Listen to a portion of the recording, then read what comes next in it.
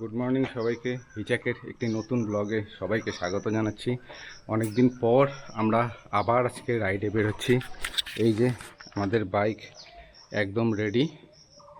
এখন আমরা এখান থেকে বের হব, আর আমিও একদম রেডি, কাবেরিও একদম রেডি। আর এবার আমাদের সাথে আর কে কে যাচ্ছে সেটা একটু পরেই জানতে পারবো। আর বাকি কথা, কোথায় যাচ্ছি হয়তো থাম্বনেল দেখেই বোঝা যাচ্ছে যে কোথায় যাচ্ছি। আর বাকিটা রাস্তায় যেতে যেতে বলবো। এই যে বাবা ওখানে রাস্তার মধ্যে দাঁড়িয়ে আছে আমাদের পিক আপ করার জন্য। আর ঠিক আছে, এরপরে একবারে আমরা রাস্তায় দেখা হচ্ছে।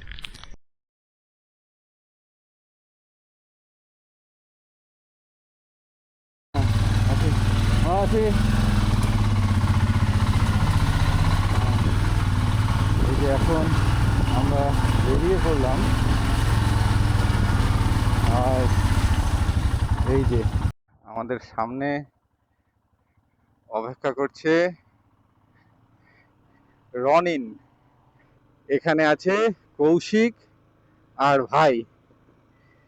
এবার আমাদের এই ট্রিপে আমরা এই চারজনই যাচ্ছি।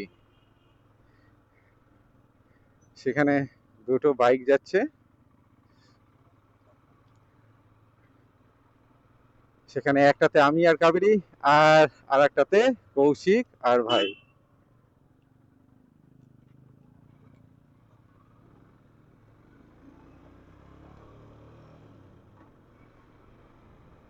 এখন বাজে 7টা 21। আমাদের বের হওয়ার কথা ছিল সকাল 6টার সময়। তা সেখানে 1 ঘন্টা 20 মিনিট আমাদের লেট, যেটা অ্যাজ ইউজুয়াল প্রতিবার যেরকম আমাদের হয়। আর এবার আমরা যাচ্ছি উত্তর পূর্বের একটা রাজ্য, মেঘালয়, যেখানে এর আগেও আমরা গিয়েছিলাম কয়েকবার। তা সেখানে এইবার যাচ্ছি তার অন্য আরেকটা সাইডে, এবং সেই জায়গাটা কিরকম দেখতে, মানে সেই এরিয়াটা নির্দিষ্ট একটা জায়গা নয়, পুরো জায়গাটা আছে। সেই জায়গাটা কিরকম দেখতে হবে সেটা যাওয়ার পরই বুঝতে পারবো। এই যে আমাদের ঐতিহাসিক গেট আমরা পেরিয়ে গেলাম, দিনহাটা শহর থেকে বেরিয়ে গেলাম। আমরা এখন দেওয়ানহাটে পৌঁছে গেলাম। দেওয়ানহাট আমাদের যেখানে যাচ্ছি মেঘালয়, সেখানে যেতে গেলে এদিক দিয়ে এই রাস্তাটা আমরা কোনোদিনও ব্যবহার করিনি, কারণ এটা একটু ঘোরা হয়।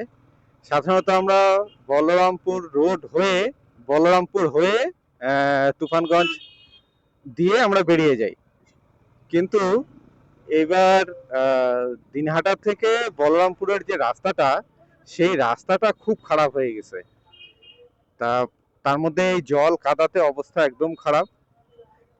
সেই জন্য যেটা সিদ্ধান্ত নেওয়া হয়েছে যে যদি একটু ডিস্টেন্সও মন বেশি হয়, তবুও আমাদের একটু ঘুরে এই ভালো রাস্তাটা দিয়ে যাওয়াটাই বেশি লাভজনক হবে। এটা একেবারে গ্রামের মধ্য দিয়ে গেছে, আর তার ফলে যে গ্রাম বাংলার যে রূপ, রূপ বলতে এখানে তার খেতি জমি এখন আর খুব একটা দেখাই যাচ্ছে না, মানে রাস্তার দুই ধারে।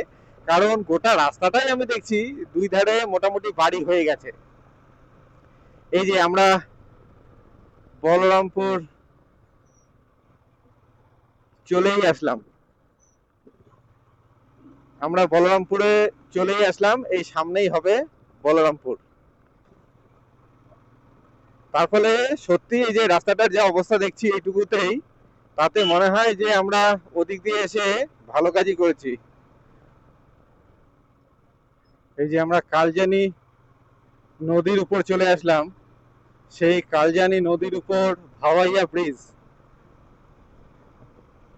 এই দিক দিয়ে তুফানগঞ্জ যেতে গেলে, বা যদি আসাম যে যাওয়া যায় বা উত্তর পূর্ব মানে আমাদের বাড়ির এদিক থেকে, তাহলে হয় এই সেতু পার করতেই হবে, আর তা না হলে তোরসা সেতু পার করতে হবে। এই বলরামপুর থেকে যে রাস্তাটা সোজা তুফানগঞ্জের দিকে চলে গেল গ্রামের মধ্য দিয়ে, সেই রাস্তাটা দিয়ে এখন আমরা যাচ্ছি। এই যে নদীটা খুব সুন্দর, এখানে আবার গাছ লাগানো হচ্ছে। এই একে বেঁকে এই নদীটা গেছে, তার মাঝখান দিয়ে এই রাস্তা। এই রাস্তাটাও খুব সুন্দর এবং গ্রামের মধ্য দিয়ে যাওয়ার ফলে দুই সাইডে গ্রামের দৃশ্যগুলো খুব সুন্দর দেখা যায়। এটা অনেকটাই শর্টকাট, এটা দিয়ে একবারে আমরা তুফানগঞ্জের কাছাকাছি পৌঁছে যাব। এই যে বাদিকে গেল তুফানগঞ্জ, আমরা তুফানগঞ্জের আর ঢুকলাম না। তুফানগঞ্জে না ঢুকে আমরা সোজা বেরিয়ে গেলাম। এই তুফানগঞ্জের মধ্য দিয়েও একটা রাস্তা আছে, সেইটা দিয়ে গেলাম না, না গিয়ে আমরা সামনে রসিক বিলের যে রাস্তাটা আছে সেটা দিয়েই আমরা ওই 27 নম্বর যে ন্যাশনাল হাইওয়েটা আছে সেটাতে উঠবো। কারণ ওই রসিক বিলের রাস্তাটা 1-2 কিলোমিটার, 1 কিলোমিটার 2 কিলোমিটার হয়তো বেশি হতে পারে, 1 কিলোমিটার বড়জোর, সেটা সত্ত্বেও ওই রাস্তাটা ভালো আছে এবং স্ট্রেট। আর এই রাস্তাটা দিয়েও ধুবড়ি দিয়ে অভয়পুরি যাওয়া যাবে, কিন্তু এই রাস্তাটা সিঙ্গেল লেনের হাইওয়ে, এটা 17 নম্বর জাতীয় সড়ক। আর এই রাস্তাতে এই যে এরকম তুলনায় একটু চাপা হবে, সেই জন্য এই ট্রাকটা উল্টে পড়ছে। ওই লক সহ বোধহয় একটা ট্রাক, বিরাট বড় ফুল পাঞ্জাবি ট্রাক, সেই ট্রাকটা রাস্তার সাইডে উল্টে পড়ে গেছে।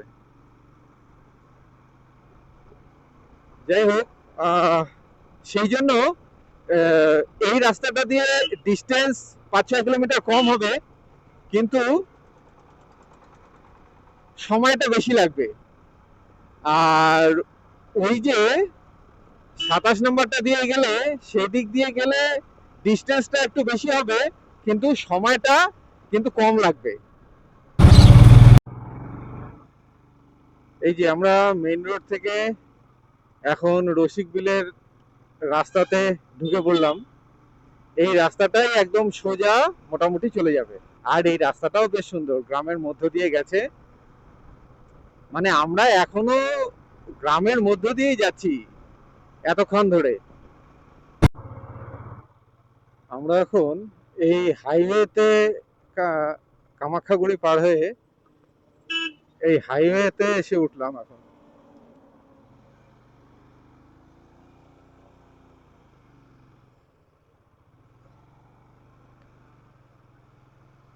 এই যে হাইওয়েতে এসে উঠলাম, এটা হলো এই যে 31-সি, এটার নতুন নামকরণ হয়েছে এখন। এই 31-সি দিয়ে এখন আমরা এখান থেকে যাব। বাহ, কি সুন্দর ফুলগুলো ফুটে আছে, কি সুন্দর ফুলগুলো ফুটছে।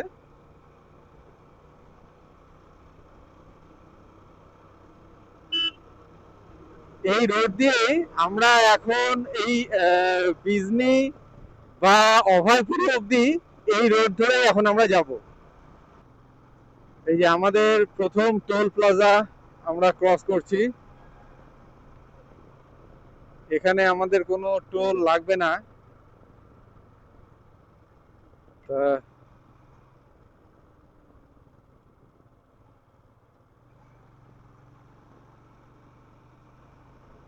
আমরা এই টোল প্লাজা ক্রস করে এখন দেখি এই রোডের উপর আমাদের একটু টিফিন করে নিতে হবে, মানে ব্রেকফাস্ট। আমরা তো সকালে কিছু না খেয়েই বেরিয়ে পড়েছি।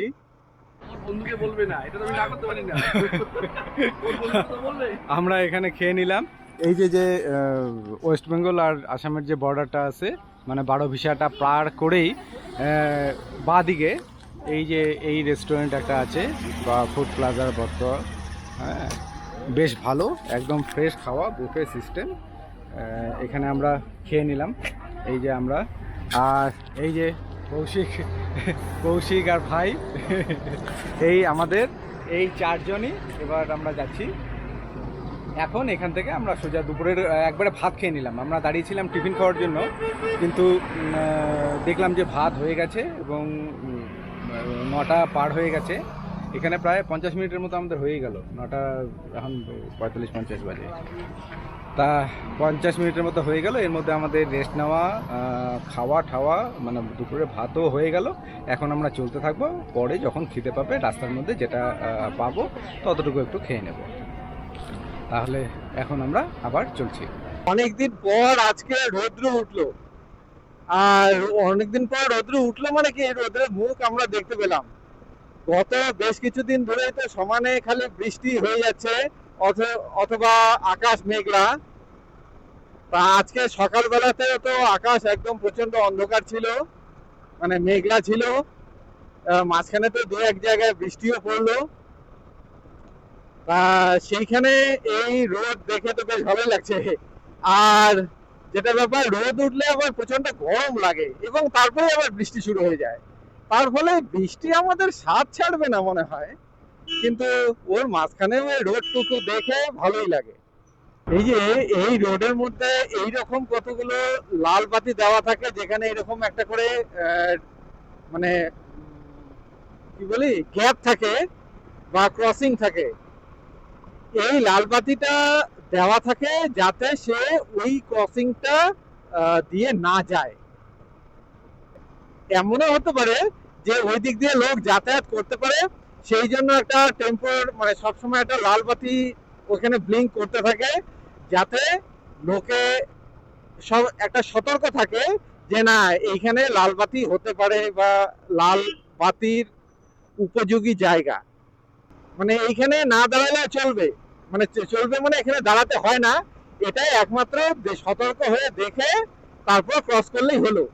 আর এইরকমই যেটা অরিজিনাল ট্রাফিক সিগন্যাল, যেখানে লাল সবুজ হলুদ সবগুলো থাকবে, সেইটাও দেখতে প্রায় একই রকম হয়। এই নিয়ে আমার একবার একটা কনফিউশন হয়ে গেছিল, যে আমি তখন মানে সেটা ছিল অরিজিনাল রেড লাইট, আর আমি সেটাকে এই ভেবে ক্রস করে চলে গেছি। তারপরে ক্রস করার পরে পুলিশ আমাকে ধরলো, ট্রাফিক সিগন্যালে মানে ট্রাফিক পুলিশ। তারপর বললাম তাকে, মানে সে মানে ফাইনই করতো। তবে যাই হোক তাকে বললাম যে স্যার এরকম বুঝতে পারি নাই, বিষয়টা খুলে বললাম যে কোথায় আমার কনফিউশন হয়েছিল। তখন তারা করে বললো যে ঠিক আছে আর কখনো করবেন না। তাকে আমাকে একটু সতর্ক করে ঠরে তারপর তারা ছেড়ে দেয়, কোনো ফাইন করেনি। এই জায়গাটা খুব সুন্দর। এর পাশ দিয়ে যে হলুদ রঙের, এটা কৃষ্ণচূড়া বা অন্য কোনো নাম আছে হয়তো, এই ফুলগুলো ফুটে আছে, আর সেগুলো রাস্তার উপর ঝুলে ঝুলে আছে। আর সেই ফুলের পাপড়ি, এই যে গাছগুলো গাড়িগুলো যখন যাচ্ছে তার হাওয়াতে সেই ফুলের পাপড়িগুলো সব ঝরে পড়ছে। মানে এটা সেই একটা নস্টালজিক ব্যাপারের মতো এই জায়গাটুকু। আজকে প্রথম পাহাড় দেখা গেল। এই যে এইখান থেকে নামও দিয়ে দিচ্ছে, এখানে একটা হোটেল বানানো আছে, সেখানে হিমালয়া, হোটেলের নামও দিয়ে দিছে হিমালয়া। আর ঠিক সেখান থেকেই প্রথম এই পাহাড় দেখা যায়। আমরা সেই পাহাড়েই যাচ্ছি আজকেই। আমরা মানে যেখানে যাচ্ছি সেই সেই জায়গাটা পাহাড়ে। এটা মেঘালয়ের পশ্চিম খাসি পাহাড়ের একটা স্পট। শুধু ওখানে আজকে ডেস্টিনেশন, এবং ওখানে আজকে রাত্রে থাকবো, এবং পরবর্তী 1-2 দিন এই জায়গাটার, এই খাসি পাহাড়ের পূর্ব এবং পশ্চিম দিকের বেশ কিছু স্পট আমরা ঘুরে দেখব। সেই জায়গাগুলোর সিনিক বিউটি মানে অসাধারণ। এখন যেটা সমস্যা সেটা হলো এই যে মেঘলা ওয়েদার এবং বৃষ্টি, এই দুটোই হলো মূল বাধা। আর এখন দেখা যাক, যদি এরকম পরিবেশ থাকে তবুও কিছুটা দেখতে পারবো। এইবার এই জায়গাগুলো দেখতে অনেকটা সেই জুকো ভ্যালি যে আছে, সেই জুকো ভ্যালির মতো দেখতে। সেই পাহাড়ের উপরে দাঁড়িয়ে সেই ঢেউ খেলানো মানে গ্রাসল্যান্ড বা পাহাড়ের উপরগুলো সমস্তটাই সবুজে সবুজ ঘাসে ঢাকা, এইরকম মানে জায়গা আমরা দেখতে চলছি। এইবার ডান দিকে, এইবারে ডান দিকে আমাদের যোগীঘোপা, আর বাঁ দিকের যে রাস্তাটা গেল সেই বাঁ দিকের রাস্তাটা দিয়ে যায় ওই গৌহাটি। তা আমরা তো এই দিক দিয়ে যাওয়া যায়, তা আমরা তো আর গৌহাটি গেলাম না, আমরা এই দিক দিয়ে এখন যাচ্ছি যোগীঘোপার দিকে। এই যোগীঘোপা এখান থেকে এই 40 কিলোমিটার, তার মানে এখান থেকে আমাদের 40 কিলোমিটার গেলে যোগীঘোপা পাবো। এই রোডটা দিয়ে এর আগে কখনো আসিনি, এই গাড়ি আমরা প্রথম আসছি।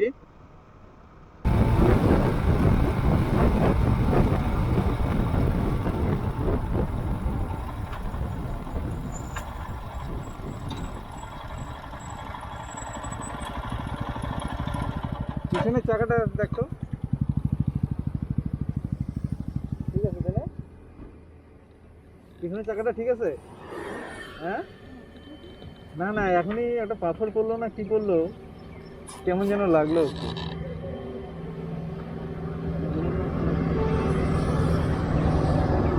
এখানে দোকান টোকানগুলো আছে তো, এমনি কিছু ইয়ে হয় না তাই না? একদম পাহাড়ের কোলে, পাহাড় শেষ হয়েছে, তারপরই সবুজ মাঠ, আর ঠিক তার পাশ দিয়েই আমাদের এই রাস্তাটা। পাহাড়গুলো না সব ছোট ছোট, বেশি উঁচু না,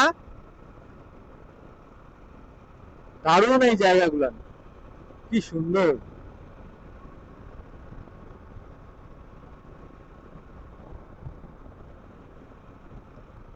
এই ফ্লাইওভারটা আস্তে আস্তে উপরের দিকে উঠে গেছে, আর ঠিক উপরে উঠেই এই যে চারদিকে পাহাড়, একদম ডান দিক বাঁ দিক থেকে শুরু করে চারদিকে পাহাড়, সামনে পাহাড়, ডানে পাহাড়, বাঁয়ে পাহাড়, আর ঠিক সেই একদম সমান বনভূমি, মানে ইয়াগুলন, মানে সবুজ ভূমি, তৃণভূমি গুলান, তারপরেই বনভূমি, তারপরেই হলো পাহাড়। কি সুন্দর জায়গাগুলো। আর এই যে সামনে যে এই যে ইলেকট্রিকের খুঁটি দিয়ে যে বেরিয়ে ইয়াটা করে দিছে ব্রিজের মতো, এই যে এইটা হলো সেই বানরদের পারাপার করবার রাস্তা। সুন্দর, এই জিনিসগুলো করা উচিত। ওই জন্য এই যে এখানে হনুমান মন্দিরও আছে, গোল্ডেন লেঙ্গুর করিডোর এনসিআর। এই যে এখানে সেই গোল্ডেন লেঙ্গুর, ওদের সংখ্যা এখানে আছে, মানে সোনালী লেঙ্গুর, এটা মা কালী, ওইটা যেমন হনুমান মন্দির ছিল। এইখানে সুন্দর এই যে ইয়া আছে, মানে কি বলি, মুক্ত মঞ্চ, মাঠের মধ্যে বেশ কয়েকটা দেখলাম অল্প একটু জায়গার মধ্যে এরকম মুক্ত মঞ্চগুলো। এইখানে পাহাড়টা একদম কাছে, আর এখানে যেগুলো ধস নামছে, ধস নেমে পাথরগুলো সব নিচে নিচে নিচে নেমে আসছে। আর এই রাস্তাটাও খুব সুন্দর। এখানে ধানের উৎপাদন মনে হয় খুব ভালো হবেই, যে একেই তো দোলা জমি, আর প্রচন্ড মানে জল আছে এখানে, রসালো জমি, তার ফলে ধানের উৎপাদন খুব বেশি। এই যে এখানে পাহাড়টা এই অংশটা কেটে এই রাস্তাটা তৈরি করা হয়েছে, খুব সুন্দর, কি সুন্দর রাস্তাটা, একে বেঁকে গেছে।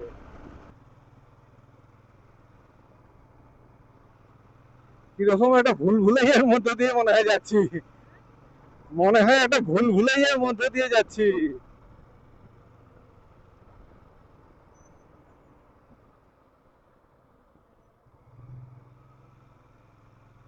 কি কিরকম একটা ভুল ভুলাইয়ের মধ্য দিয়ে মনে হয় গেলাম। এটা কি ঠিক হইলো না ভুল হইলো, কি করলাম কে জানে।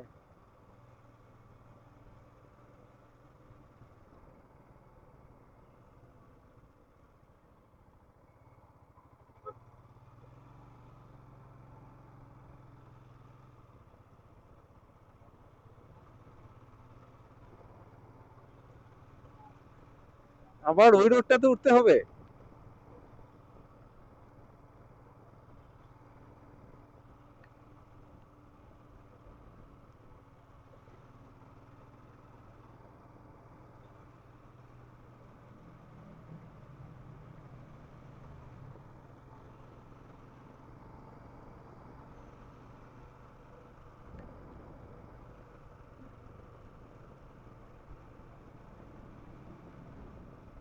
কোনটাতে, এইটাতে?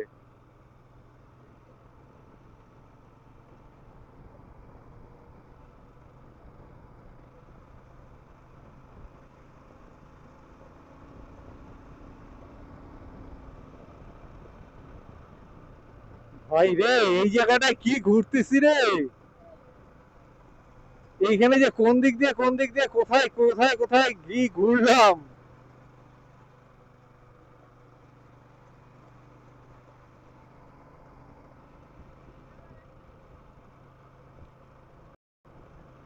এই যে এখন আমরা ব্রিজে উঠতেছি।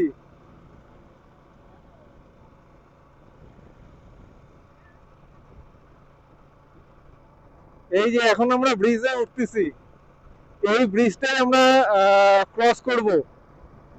এটা হলো ব্রহ্মপুত্রের উপর ব্রিজ।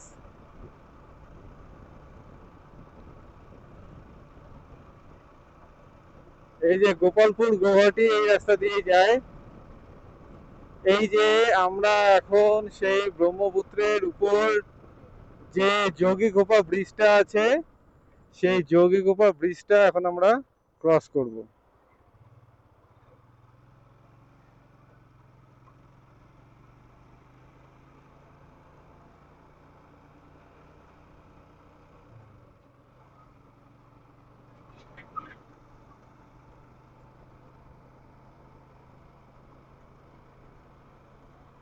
এই যে এখানে নতুন ব্রিজের আবার কনস্ট্রাকশন চলছে। আবার এদিক দিয়ে ফেরিও আছে। এই যে এদিক দিয়ে আছে ফেরিঘাট। আর এটা হলো পুরানা ব্রিজ। আবার ডান দিকে একটা নতুন ব্রিজের কনস্ট্রাকশন চলছে, এবং উপরের কাজও শুরু হয়ে গেছে। মানে পিলারের কাজ সব কমপ্লিট, এখন উপরের অংশের কাজ চলছে।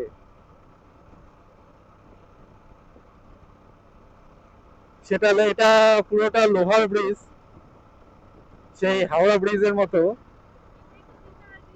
ব্রিজ পার হয়ে আমরা যে এই দিকটাতে আসলাম, ও ও বাহ বাহ বাহ বাহ বাহ বাহ বাহ, খুব সুন্দর। ছেলেগুলা এখানে কি সুন্দর করে ব্যাক ভোল্ট দিচ্ছে এবং তার ভিডিও তৈরি করছে এখানে এসে। আর এই ব্রিজ পার হওয়ার পরে এদিকের ওয়েদার, মানে ওয়েদার বলবো না, পরিবেশটা বা ভূমির গঠনটা একটু পরিবর্তন হয়ে গেল। এখানে এই দিকটা বেশ একটু মানে বন্য বন্য বা জলা জলা, মানে এইরকম জিনিসটা আরো বেশি হয়ে গেল এদিকটায়। এই যে এগুলো সবই যেমন জল ভূমি, আর সেই ওপাশে সেই বনভূমি, তারপরে পাহাড়। এইখানে বসতি একটু ঘন। আর এই সামনের পাহাড়টা কি সুন্দর করে রাস্তার একদম সোজাসুজি, মানে মনে হয় রাস্তার সামনে গিয়ে উঠে গেছে, রাস্তার মাঝখান থেকে। আর রাস্তাটা মনে হয় ওখানেই শেষ হয়ে গেছে, একদম চোখা হয়ে কি সুন্দর করে পাহাড়টা উঠে গেছে এখানে। এই যে পাহাড়টা ডান দিকে রেখে, মানে বাঁ দিকে দেখে আমরা এখন পাহাড়টার পাশ দিয়ে চলে যাচ্ছি। কি সুন্দর ছিল জায়গাটা।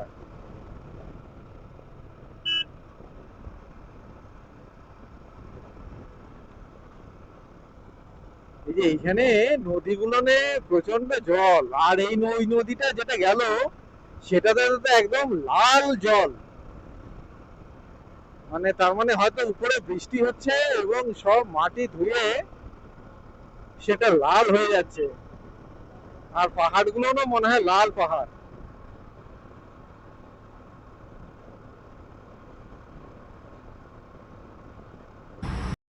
এই যে আমরা এখানে একটু দাঁড়ালাম সেই ব্রহ্মপুত্র ব্রিজ পার হয়ে আসার পর। আহ, এখানে একটু দাঁড়িয়ে আমরা রেস্ট করতেছি। এই যে হাইওয়েতে আমাদের গাড়িগুলো সব রাখা আছে। আর এইখানে আমরা সাইডের রাস্তার মধ্যে একটু দাঁড়িয়ে রেস্ট করা হচ্ছে। আর এইখানে এই যে ভেরেন্ডা গাছ, যেটা আমরা ছোটবেলায় দেখতাম যে বাড়ির এই যে ঠিক একইভাবে বাড়ির বাউন্ডারির মধ্যে বাড়ির বাউন্ডারির মধ্যে মানে বেড়া, এইটা দিয়েই বেড়া দেওয়া হতো। আর আমরা ঠিক ছোটবেলায় এই যে এইভাবে ভেরেন্ডার যে ডাল আছে সেই ডালটা থেকে মানে বোটাটার থেকে এই যে এইভাবে আমরা ওই এই যে যেটা এই ছোট ছোট বেলুনের মতো বা ইয়ার মতো ওঠে, ফেনার মতো, সেটা করতাম। এখন যেটা মেলাতে বিক্রি হয়, মেলাতেও যে সাবান জল বা সার্ফ জল বা ওরকম জিনিসগুলো দিয়ে যেগুলো, এই যে বাহ বাহ বাহ বাহ বাহ বাহ বাহ বাহ বাহ বাহ বাহ বাহ বাহ বাহ বাহ এই যে এই যে বাহ কি কি সুন্দর! এটাই আমরা আগে ছোটবেলায় করতাম।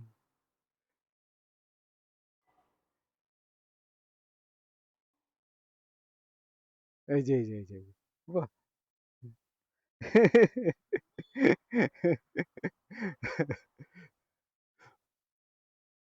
বাহ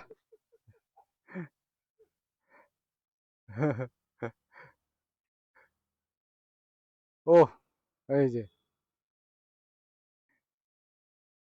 ওর ভিতরেই যে আঠাটা থাকে সেই আঠাটা থেকেই এগুলো হয়। দেখি আমরা মোটামুটি চলে আসছি। এটা 200 কিলোমিটার, তো 250 কিলোমিটারের মতো চলে আসছি। আর 160-70 কিলোমিটার আছে। এখন এগুলোরই সব টেস্ট করা হচ্ছে। আমরা ওখান থেকে রেস্ট নিয়ে তারপরে আবার বেরিয়ে পড়লাম। এবার তারপরের থেকে দেখি রাস্তাটা বেশ খারাপ, মানে খারাপ বলতে রাস্তার কাজ চলছে। এই যে বিভিন্ন জায়গায় এরকম ফ্লাইওভার বা ব্রিজ এরকম জিনিসের কনস্ট্রাকশনের কাজ চলছে। তার ফলে পুরোনো যে রাস্তাটা সেটাও ভেঙে ঠেঙে গেছে। আর যে পুরো একটু কিছু দূর যেতে না যেতেই এই যে ডাইভারশন, তারপর কনস্ট্রাকশন এরিয়া, এই যে এরকমই এরকম করে এখন চলবে। তবে আমার যেটা মনে হয় এখানে বেশ কিছু কিলোমিটার এইরকম চলবে। এই এরিয়াটা এরকমই কনস্ট্রাকশনের কাজ হচ্ছে গোটা রাস্তাটা। এইদিকে এই ফরেস্টটা খুব সুন্দর। এগুলো সব একই গাছ, শাল গাছ না কি গাছ কে জানে, কিন্তু সব এক সাইজের। হ্যাঁ, শাল গাছই সম্ভবত। সব গাছগুলো এক সাইজের, একদম ঘন। আর হ্যাঁ, আর সব পাতা ঝরে গিয়ে সব কচি পাতা হচ্ছে। আর বিশেষ ডালপালা নেই, তার ফলে সবগুলো গাছ সোজা সোজা হয়ে উঠে গেছে এবং সবগুলো একদম সবুজ হয়ে আছে, মানে কাঁচা সবুজ। একেই তো ওই যে কনস্ট্রাকশনের এরিয়া, জল কাদা, তারপর গর্ত, খারাপ রাস্তা ইত্যাদি এক এক করে যা অবস্থা, তাতে এই অংশটুকু ক্রস করতেই আমাদের 1 ঘন্টা উপরে বা তারও বেশি সময় চলে গেল। এই যে এক দল হাতি, বাপরে বাপ! 1 2 3 4 5 6 7 8 9 10 11 12 13 14 15 16 17 18 19 20, 20টা থেকে 25টা তো হবেই। দেখছো? চলো চলো চলো।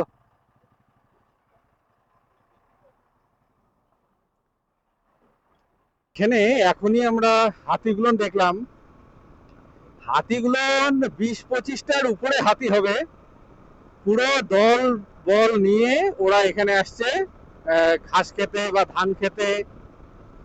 এটা একটা জলা, সেই জলাটার মধ্যে ফরেস্ট থেকে বের হয়ে আসছে।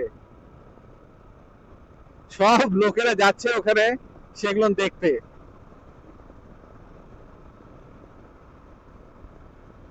আর আমাদের এই যে রাস্তাটার একটু গন্ডগোলের জন্য আমাদের এখন অনেকটা ঘুরতে হবে।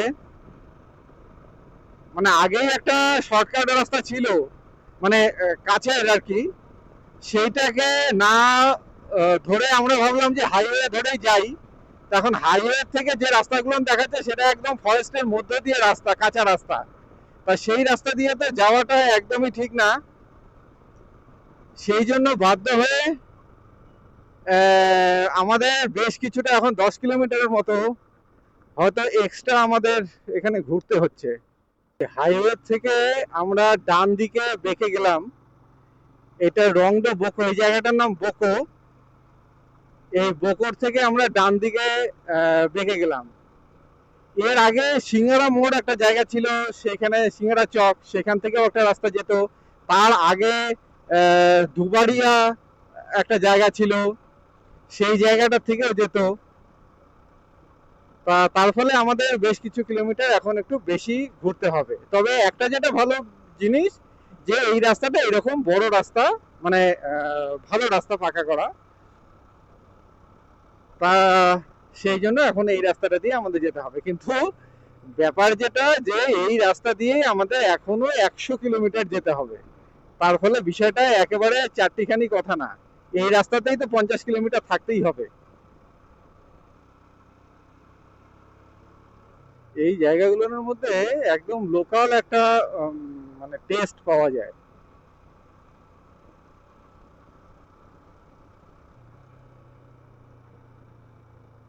এই জায়গাটা কি দারুণ লাগতেছে, একদম সবুজ ধান খেয়ে, মানে সবুজ ঘাসের ঘাস, আর তার উপরে সুপারি পাহাড় উঠে গেছে, সুপারি গাছ এবং অন্যান্য গাছগুলো, ফরেস্ট। কি দারুণ এই জায়গাগুলো। এগুলো একদম যেটা বস্তি বলে বা পাহাড়ি গ্রাম বলে, পাহাড়ি তো না, মানে পাহাড়ের ঠিক পাদদেশের যে গ্রামগুলো বলে, সেই গ্রামের বা সেই এলাকার মধ্য দিয়ে যাচ্ছি আমরা। এর দুই দিকেই ফরেস্ট, তার মাঝখান দিয়ে এই রাস্তাটা, সমতলে চলে আসলাম। এই যে জায়গাটা, এই রাস্তাটাই বরং এই জায়গাটাকে আরো নষ্ট করে দিয়েছে। আবার এটাও ঠিক, এই রাস্তাটা আছে জন্যই আমরা এখানে আসতে পারলাম। তা দারুণ জায়গাগুলো, একদম সবুজ ঘাস ভূমি।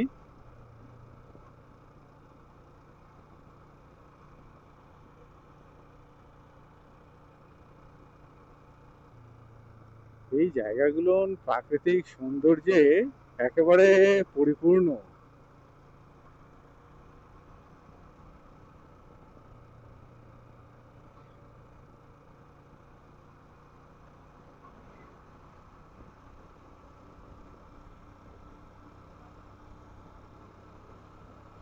আমরা পাহাড়ে ওঠা শুরু করে দিলাম।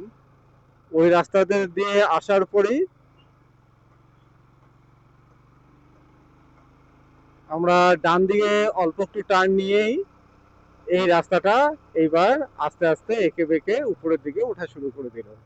এটা এখন আমরা পাহাড়ে উঠছি।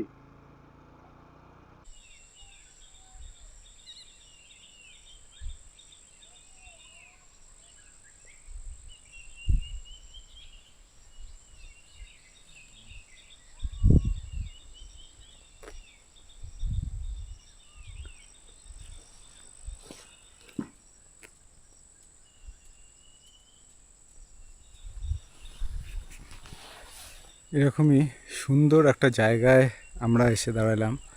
আমরা এই এতক্ষণে হিলে ওঠা শুরু করলাম। এই রাস্তাটা প্রায় ফাঁকা, শুধু কিছু গাড়ি ঠাড়ি দেখা যায়, আর মাঝে মধ্যে ওই ছোট ছোট দুই একটা বস্তি দেখা যায়। মানে কোনো জায়গাতেই এটা সোজাভাবে যাচ্ছে না রাস্তাটা।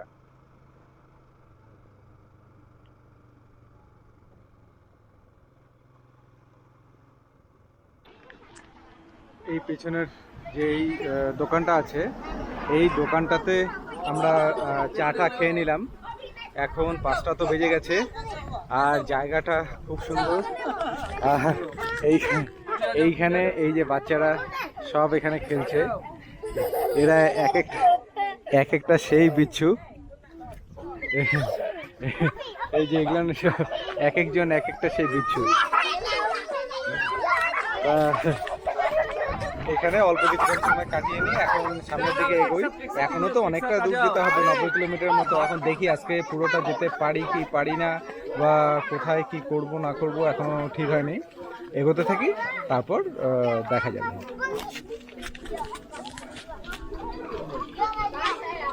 এই অঞ্চলের বেশিরভাগ লোকেরই মনে হচ্ছে যে ধর্মের দিক থেকে মানে খ্রিস্টান, এবং এই অঞ্চলে এই রবিবারের দিন অনেক কিছু মানে সবকিছু প্রায় বন্ধ থাকে।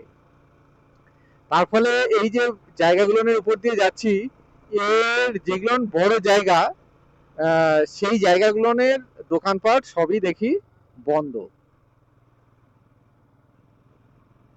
এই যে এই রাস্তাটা দিয়ে,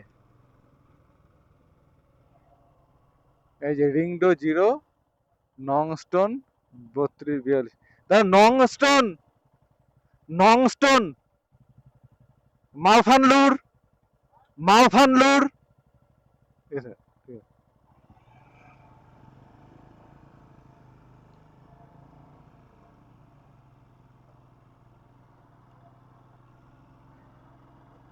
এখন এই দিক দিয়ে আমাদের প্রায় 35 কিলোমিটারের মতো যেতে হবে, তাহলে আমরা নংস্টোন পেয়ে যাব। এই জায়গাটা কি সুন্দর, পুরো একটা ভ্যালি। আর এই রাস্তাটা আস্তে আস্তে উপরের দিকে উঠে গেছে, সামনেই পাহাড়। মানে আমরা একদম নিচে আসলাম, এই ভ্যালিটাতে নামলাম এতক্ষণ। ওই রিং রোড থেকে এতদূর পর্যন্ত আমরা নিচে নামলাম। এইবার এখান থেকে আমরা আবার উপরের দিকে উঠছি। এখান থেকে নংস্টোন এখনো 15 থেকে 20 কিলোমিটার আছে, মানে 15 কিলোমিটার বাইপাস আর 20 কিলোমিটার শহরের মাঝখান হয়তো হবে। তা এই জায়গার রাস্তাটা সেই তো শুরুর থেকেই যে টুইস্ট চলছে সেটা তো চলছেই, কিন্তু যে জিনিসটা দেখবার জন্য আমাদের এখানে আসা, সেই জিনিসের ঝলক কিন্তু অলরেডি এর মধ্যে দেখা শুরু হয়ে গেছে। মানে যে পাহাড়গুলো ঘাস দিয়ে ঢাকা, সবুজ ঘাস দিয়ে, সেই মানে সেখানে কোনো গাছ নেই, সেই পাহাড়গুলো কিন্তু অল্প অল্প করে বা একটা দুটো মাঝে মধ্যে কিন্তু দেখা শুরু হয়ে গেছে। এখন আমরা নংস্টোনে, আমরা আর মাওফানলুরে যাইনি, কারণ আমরা এই নংস্টোন পর্যন্ত আসতে আসতেই আমাদের সন্ধ্যা লেগে যায়, মানে 6টা বেজে যায়। তারপরে আমরা ঠিক করলাম যে আমরা এই নংস্টোন থেকে মাওফানলুর এখনও 30 কিলোমিটার যেতে প্রায় ঘন্টাখানেকের মতো সময় লাগবে। তারপরে সেখানে গিয়ে আবার রুম খুঁজে, মানে হোমস্টে খুঁজে সেখানে ঢুকতেও আবার ঘন্টাখানেকের মতো সময় লাগবে। তা এদিক দিয়ে এই রাস্তাটুকু আসতে, রাস্তাটা বারবার করে আমি বলেছি, রাস্তাটার মধ্যে এত টুইস্ট, মানে এত এঁকে বেঁকে যায় যে সবারই মাথা প্রায় ঘোরা শুরু করে দিয়েছে। আর ওই যে যে হাইওয়েটার যে ভাঙা বা কনস্ট্রাকশনের জন্য যে ভাঙা ছিল, সেটা রাস্তাটুকু মানে 50 কিলোমিটারের মতো আসতে সবার এনার্জি লস হয়ে যায়। তা সেই জন্য ঠিক করলাম, এর পিছনে আরও একটা কারণ আছে। সেটা হলো যে আমরা আগামীকালকে আমরা যদি আজকে মাওফানলুর চলেও যেতাম, তাহলে আগামীকালকে আমাদের আবার ব্যাক করে যে 30 কিলোমিটার আমরা যেতাম, সেই 30 কিলোমিটারের মধ্যে প্রায় 15 কিলোমিটার বা 20 কিলোমিটারই আমাদের আবার ব্যাক করে আসতে হতো। কারণ আগামীকাল যে স্পটগুলো আমরা দেখব সেগুলো সবই এই মানে রাস্তার উপরই পড়ে। তার মানে আমরা আজকে একবার নংস্টন থেকে মাওফানলুর যাব, কালকে সকালবেলায় আবার সেই রাস্তাটাই ফিরে আসব, ফিরে এসে এগুলো দেখে ঠেকে আবার সেই রাস্তাটাই আবার যাব। তা সেই জন্য আমরা ঠিক করলাম যে সেই তো রাত্রি হয়েও গেছে, আর ওই মাওফানলুরে এখন গিয়ে তো সেই হোমস্টের মধ্যেই ঢুকতে হবে, আর সকালবেলা উঠে তো আবার সেই বের হব দেখার জন্য। সেই জন্য আজকে আমরা আর মাওফানলুর গেলাম না, না গিয়ে আমরা এই নংস্টনেই থেকে গেলাম। এই নংস্টন এটা হাইওয়ে থেকে যেটা বাইপাসটা আর কি, সেখান থেকে এই 3-4 কিলোমিটারের ভেতরে কিভা বলে একটা হোমস্টে আছে, সেটার মধ্যে আমরা আছি। এটা বেশ সুন্দর, সুন্দর বলতে রুমের যে কনস্ট্রাকশন, মানে রুমের যেটা, সেটা মধ্যম মানের, কিন্তু এর বাইরের যে পরিবেশটা আছে সেটা সুন্দর, বেশ গোছানো এবং বেশ ভালো। তা সেটা আগামীকাল সকালবেলায় আমরা দেখিয়ে দেব। আর আজকের মতো তাহলে এখানেই এই ব্লগ শেষ করছি। দেখা হবে আগামী ব্লগে, ততক্ষণের জন্য টাটা।